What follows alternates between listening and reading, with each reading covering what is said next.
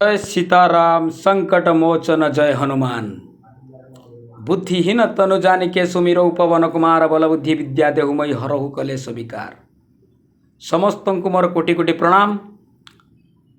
आज भिडटा नहीं आसी ब्रह्मचारी क्या कह जाए। बहुत पिला फोन माने कमेंट भी कहती फोन करती भाई ब्रह्मचारी टिके वीडियो बनातु।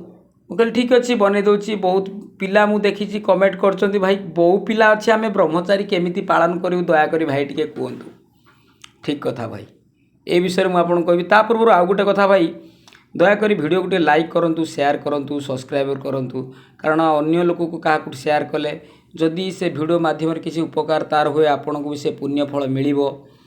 आउ कथा रहा जदि कमेंट आप 108 थर राम नाम लिखुंट आपणकर तुरंत तुरंत तुरंत आपणकर कार्य सिद्धि हो। मोर महावीर उपराखरे एति प्रार्थना।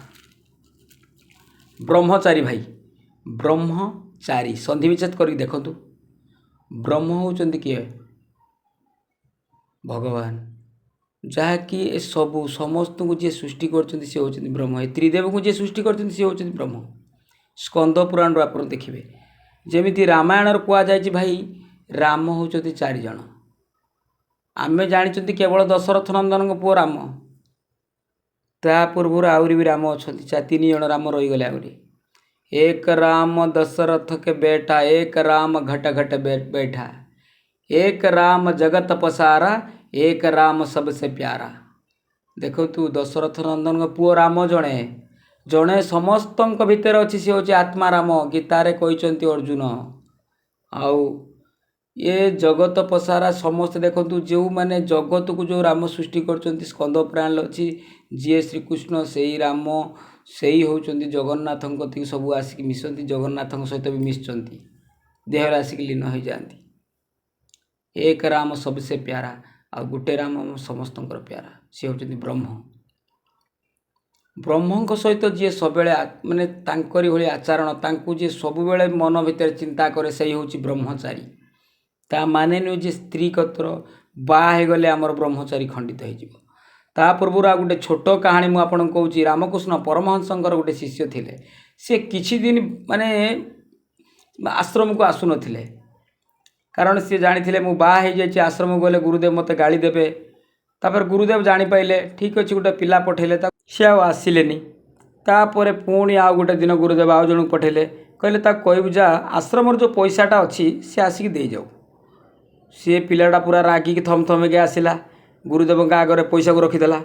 मु कौन चोर मु टाउटर मु दौन हिसाब दौन आप मत बार बार डकैया पठाऊँ।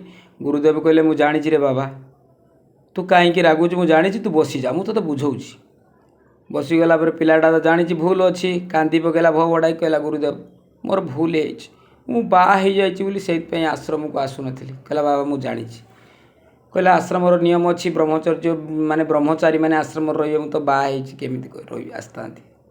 गुरुदेव से कहले देखो आउ गोटे कथा भाई रामायण आप देखिए अरण्य कांडर लिखा जाए जिते राम माने रामचंद्र वनवास गला बेले माँ सीता को कहते मत सीना 14 वर्ष जावाक पड़े तुम्हें कहीं जीव।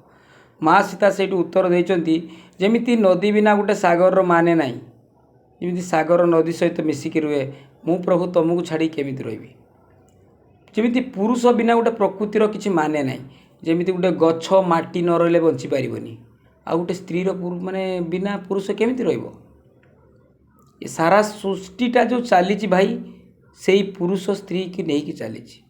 वीडियो टी लंग हो भाई दयाकोरी देखने। आउ गोटे आप देखिए जिते महादेवंकर सती की हरैला जो अवस्था होता जदि तांको पाखरे पार्वती न रुहंती महादेवंकर सेतिकी सक्षम नाई जे से किछि करि परिबे। कारण से ध्यान को पड़े पूरा जिते माने सती की हरई थे। देखो तांको क्रोधाग्नि बाहर जलंधर को मारिबा महादेव परास्त करने बहुत कष्ट करा पड़ा से से शक्तिंकर साहाय्य लोड़ी से कह जाए शिव शक्ति। आम कहूबा वाक्य जदि शिव हुए बाहर शब्दटा शक्ति शिव शक्ति से संसारटा चलती। गोटे पुरुषर गोटे नारीर किसी माने ना कि नारी बिना गोटे पुरुषर माने ना। ब्रह्मचर्य कथा रहा भाई आपण लक्ष्मण को देखूँ 12 वर्ष जाकि नारी मुख दर्शन करलानी सी भी बाहर ना ବାହା ହେଇଛନ୍ତି 12 ବର୍ଷ ଯାକ ନାରୀ ମୁଖର ଦର୍ଶନ ନାହିଁ କିନ୍ତୁ ତାଙ୍କ ସାମ୍ନାକୁ ଆସିଥିଲା କିଏ ସୁବର୍ଣ୍ଣରେଖା ତାଙ୍କ ନାକକୁ ବି କାଟିଦେଲେ କାରଣ ସେ ନାରୀ ମୁଖ ଦର୍ଶନ କରିବେନି ବ୍ରହ୍ମଚାରୀ ମାନେ ହେଲା ଭାଇ ନାରୀ ମୁଖ ଦର୍ଶନ କରିବାନି କେବଳ ବାହା ହେଲେ ବ୍ରହ୍ମଚାରୀ ଖଣ୍ଡନ ହୁଏନି ଆମେ ଯେତିକି ଦିନ ସ୍ତ୍ରୀ ପାଖରୁ ଦୂରେଇକି ରହିବା ସେଇଟା ହେବ ଆମର ବ୍ରହ୍ମଚାରୀ 7 ଦିନ କରନ୍ତୁ 21 ଦିନ କରନ୍ତୁ 90 ଦିନ କରନ୍ତୁ ବର୍ଷ ବର୍ଷ କରନ୍ତୁ ସେଇଟା ଆମର ହେବ ବ୍ରହ୍ମଚାରୀ ପାଳନ କରିହେବ ମହାବୀରକି ଦେଖୁନାହାନ୍ତି ସିଏ ବି ବ୍ରହ୍ମଚାରୀ ସିଏ ବି ବାହା ହେଇଛନ୍ତି ତାଙ୍କର ବି ତ ବ୍ରହ୍ମଚାରୀ ରହିଛି ନା ଭାଇ ତାଙ୍କର ଫେରେ ଦିଦିଟା ପତ୍ନୀ ଗୋଟେ ନାହିଁ ଆପଣ ଦେଖିବେ ଆନ୍ଧ୍ରପ୍ରଦେଶର ଗୋଟେ ଅଛି ମହାବୀରଙ୍କର ଗୋଟେ ତାଙ୍କର ପତ୍ନୀ ସହିତ ଗୋଟେ ମନ୍ଦିର ଅଛି ସେଠି ପୂଜା ପାଉଛନ୍ତି ସେ ତାଙ୍କୁ ଦୀକ୍ଷା ଟାଇମ୍ରେ ଯେତେବେଳେ ଦୀକ୍ଷା ଦିଆଗଲା ମହାବୀରଙ୍କୁ କୁହାଗଲା ଯେ ଆପଣ ନ ବିବାହ ହେଲେ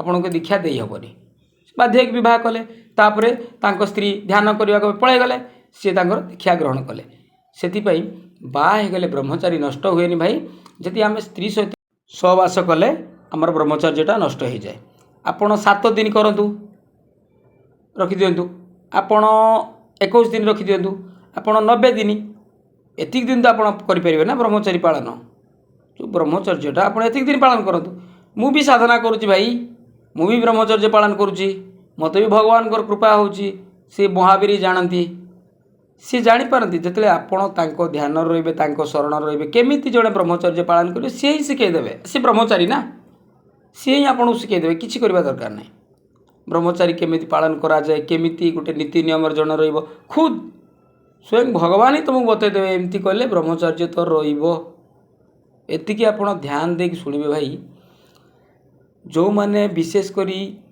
ସ୍ତ୍ରୀ ସହିତ ଦେଖନ୍ତୁ ଆଉ ଗୋଟେ କଥା କହିବାକୁ ମୋତେ ଇଏ ଖରାପ ଲାଗିଲେ ସୁଦ୍ଧା ମୁଁ କହୁଛି ରାମଚନ୍ଦ୍ର ଯେତେବେଳେ ବନବାସ ଯାଇଥିଲେ ସେତେବେଳେ ମା ସୀତାଙ୍କ ସହିତ 14 ବର୍ଷରେ ଫେରିଲା ବେଳକୁ ତାଙ୍କର 2ଟି ସନ୍ତାନ ଥିଲା ଲବକୁଶ ସେ ତ 14 ବର୍ଷର ଭାଇ 14ଟା ସନ୍ତାନ କରିପାରିଥାନ୍ତେ ନା ସେଠି ମେଡ଼ିସିନ୍ ଥିଲା ନା ଏଇ ଯେଉଁ କଳିଯୁଗ ଭଳିଆ ସେଠି ଥିଲା କିଛି ଆଉ ପତ୍ର ଖାଇକି ସେମାନେ ବନ୍ଦ କରିଥିଲେ ନିଜର ସଂଯତଟା ନିଜେ ରଖନ୍ତୁ ବ୍ରହ୍ମଚର୍ଯ୍ୟ ଅଟୋମେଟିକ୍ ପାଳନ ହେଇଯିବ ଆଉ ଗୋଟେ କଥା ହେଲା ପର ସ୍ତ୍ରୀର ମୁଖକୁ ଦର୍ଶନ କରନ୍ତୁ ନାହିଁ ମାନେ ଯାହାକି ନେଗେଟିଭ୍ ମାଇଣ୍ଡ ମୁଣ୍ଡ ଭିତରକୁ ଆଣନ୍ତୁନି ସବୁବେଳେ ପଜିଟିଭ୍ରେ ରୁହନ୍ତୁ ସବୁବେଳେ ଧ୍ୟାନ ଧାରଣା ଭଜନ କୀର୍ତ୍ତନରେ ରୁହନ୍ତୁ ଭଗବାନ ସହିତ ଯୋଡ଼ି ହେଇକି ରୁହନ୍ତୁ ପରର ମଙ୍ଗଳ କରିବା ପାଇଁ ସବୁବେଳେ ଚିନ୍ତା କରନ୍ତୁ ପରକୁ କେମିତି ସାହାଯ୍ୟ କରିବେ ଚିନ୍ତା କରନ୍ତୁ ଆପଣଙ୍କର ବ୍ରହ୍ମଚର୍ଯ୍ୟ ଅଟୋମେଟିକ୍ ପାଳନ ହେଇଯିବ ଜୟ ସୀତାରାମ ସଂକଟ ମୋଚନ ଜୟ ହନୁମାନ ସମସ୍ତଙ୍କୁ ମୋର ଏଇ ଅନୁରୋଧ ରହିଲା